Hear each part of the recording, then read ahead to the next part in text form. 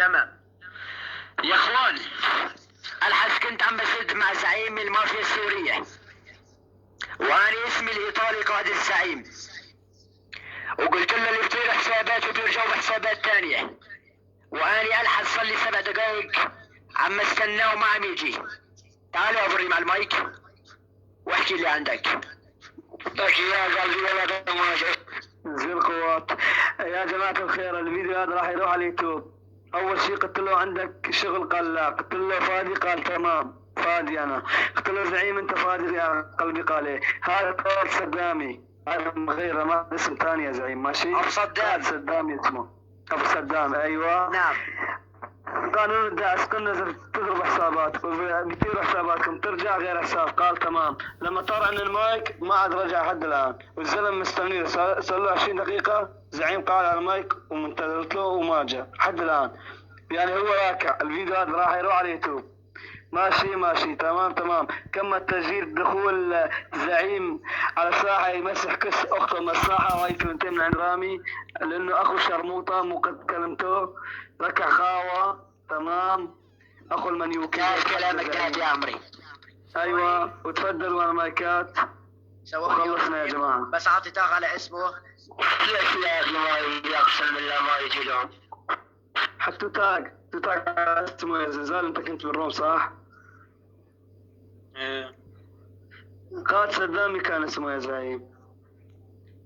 تاغي على اسمه. أبو صدام. أنا طلعت من روما. الزلزال أبو صدام 515 وطلع على المايك يتسمع حول الزعيم المافيا السورية. أيوة.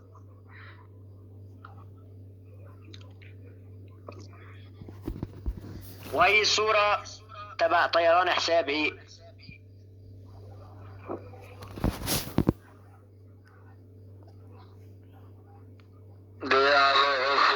أوفر الشغل اللي طلعته يا أخي. صح. والله أقول تشنو. السلام عليكم. وعليكم السلام. كيفكم يا شباب؟ شو الأخبار؟ دقيقة عم يطلع شو اسمه الإدارة. يا حبيبي زدتوا اي دي حسابه الاساسي. معاك يا زلزال، زدت اي دي حسابه الاساسي. مو معي على الحساب الثاني. طيب جيبه من الحساب الثاني وزدته على التكس. ده زلزال، انت ما طلع من الروم اسمه موجود على التكس. حتى التاج وطاغي عليه. يا اخي قاعد ادور على اسمه. دقيقة هلا بجيب اسمه كامل. بعد الصورة شفتها أنا. هاي من دم بروم. من دم. وينه؟ بدك اسمه شو اسمه هذا هو؟ اسمه وايديته. أيوة زدت ايديته.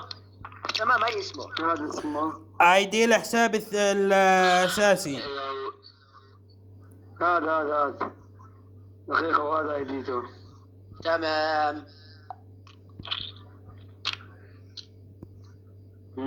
فروخة يلا للزاد يا اخوانا دول.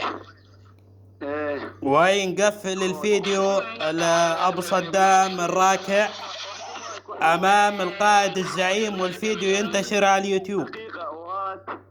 وهذا اسمه الثاني عم يشد فيه مايك.